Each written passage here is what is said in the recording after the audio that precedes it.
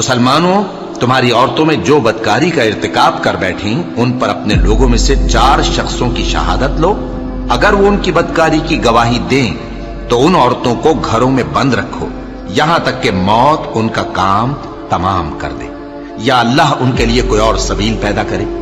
اور جو 2 مرد تم میں سے بدکاری کریں تو ان کو ایذا دو، پھر اگر وہ توبہ کر لیں اور نیکوکار ہو جائیں تو ان کا پیچھا چھوڑ دو۔ بے شک اللہ توبہ قبول کرنے والا ہے، مہربان ہے۔ اللہ انہی لوگوں کی توبہ قبول فرماتا ہے جو نادانی سے بری حرکت کر بیٹھتے ہیں پھر جلد توبہ کر لیتے ہیں۔ بس ایسے لوگوں پر اللہ توجہ کرتا ہے اور وہ سب کچھ جاننے والا ہے، حکمت والا ہے۔ اور ایسے لوگوں کی توبہ قبول نہیں ہوتی جو ساری عمر برے کام کرتے رہیں یہاں تک کہ جب ان میں سے کسی کی موت آ موجود ہو تو اس وقت کہنے لگے کہ اب میں توبہ کرتا ہوں۔ اور نہ ان کی توبہ قبول ہوتی ہے جو کفر کی حالت میں مریں۔ ایسے لوگوں کے لیے ہم نے دردناک عذاب تیار کر رکھا ہے۔